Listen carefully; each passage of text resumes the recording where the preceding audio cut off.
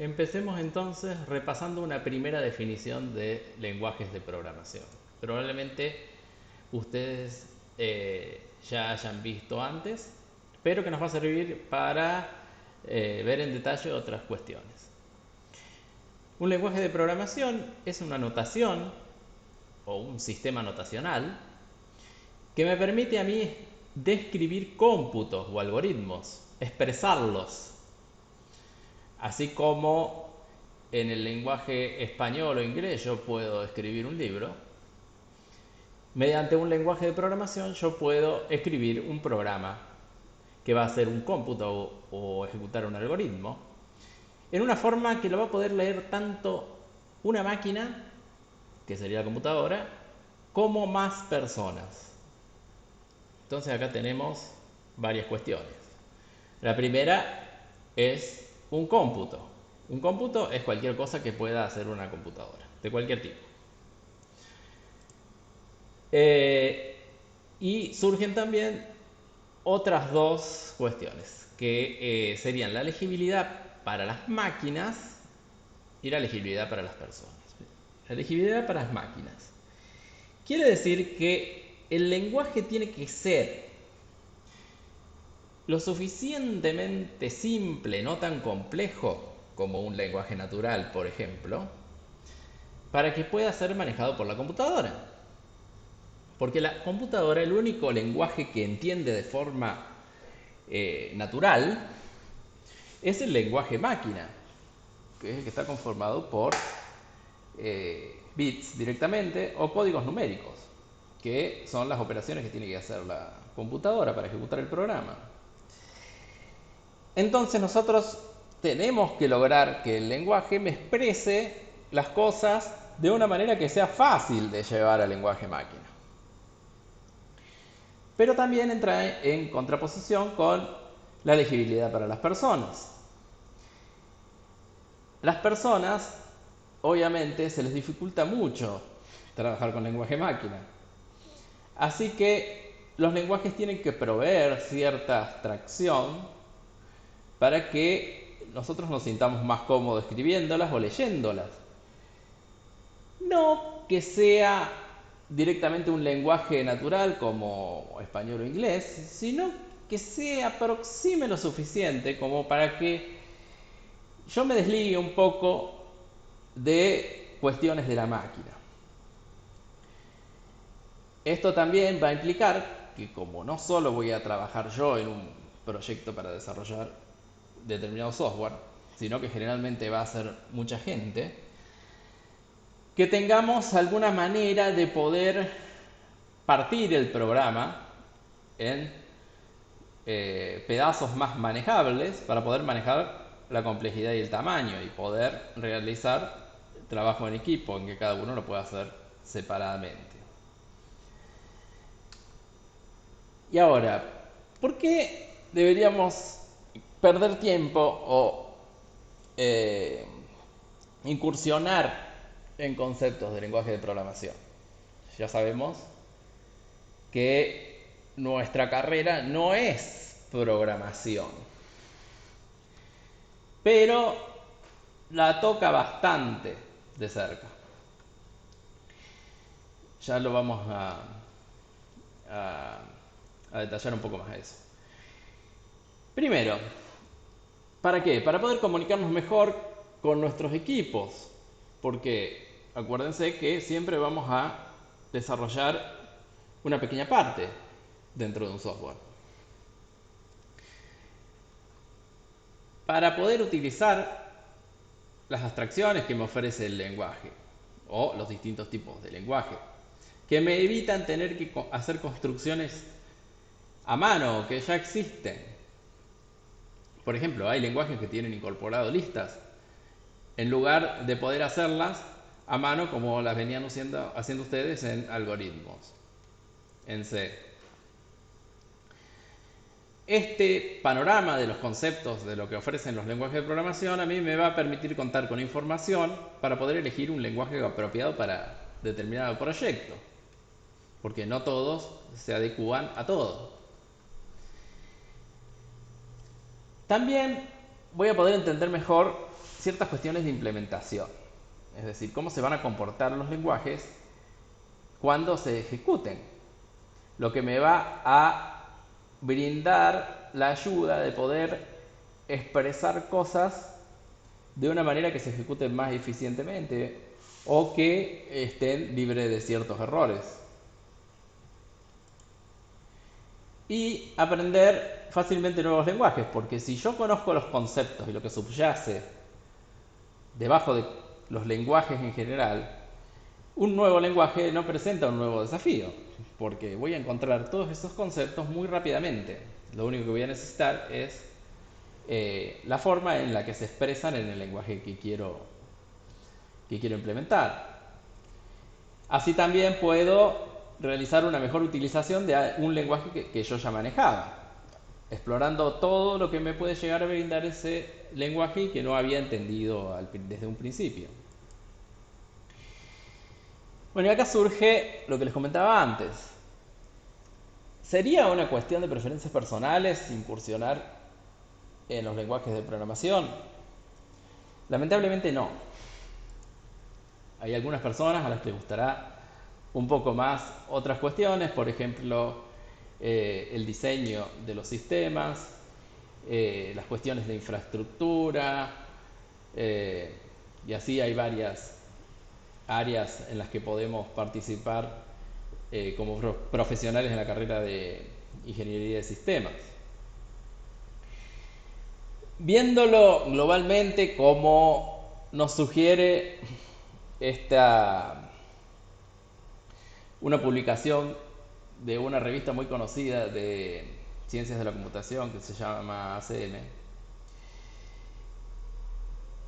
trató de englobar en este gráfico que les muestro aquí a continuación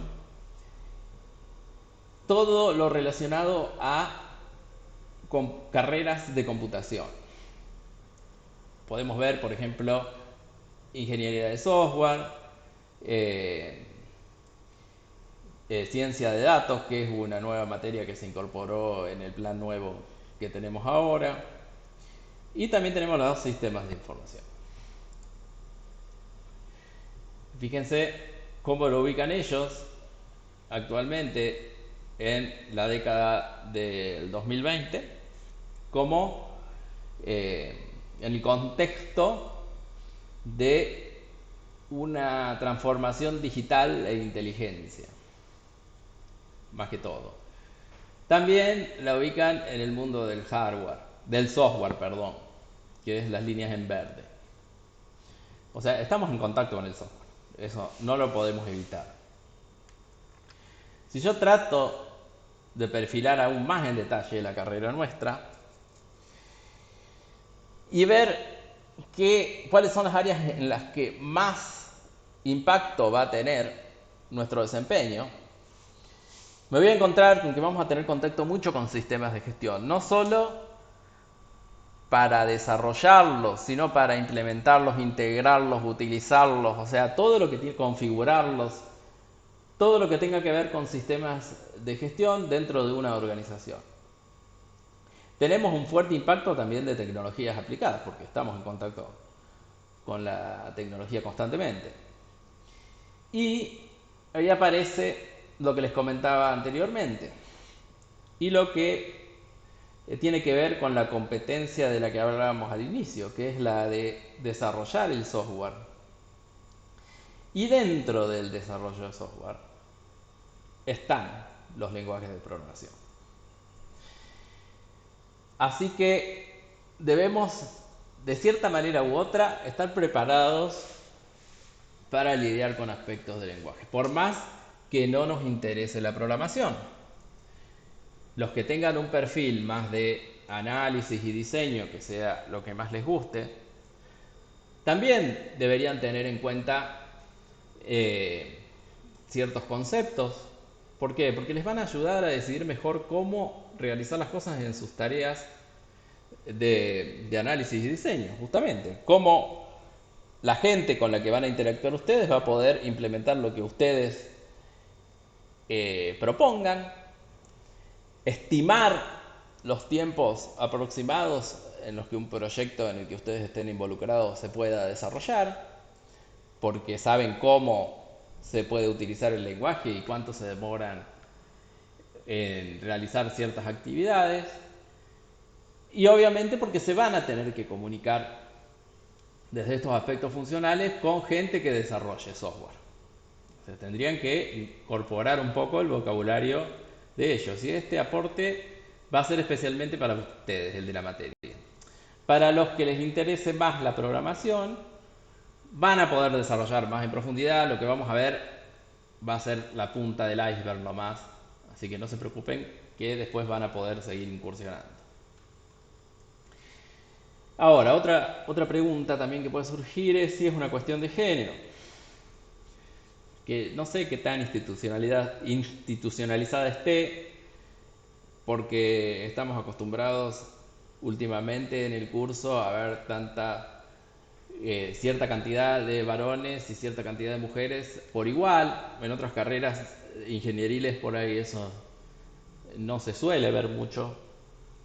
Hay una proporción diferente, a veces a favor de varones, por ejemplo las que son más de contacto con la industria metalúrgica, por ejemplo, o de otras en las que la mujer ocupa un lugar más preponderante, como en ingeniería química. Acá nosotros no distinguimos de género, así que no tendrían que preocuparse por eso. Es más, en esa ilustración es un modelo o una maqueta, no creo que sea funcional, de la primera máquina computadora que fue diseñada. No alcanzó a ser construida por su diseñador original, que se llamaba Charles Babbage, pero de acuerdo a las características constructivas que tenía, se pudo determinar que tiene un poder de cómputo importante. Ese poder de cómputo importante le permite manejar lenguajes de programación. Por eso dice ahí que es la primera computadora considerada de Turing Complete. Puede simular una máquina de Turing, que acuérdense que es la que puede ver todo, que puede ejecutar cualquier tipo de lenguaje que se pueda construir o que ya tengamos disponible. Estaba pensada para ejecutar ciertos programas con una fuerte base matemática.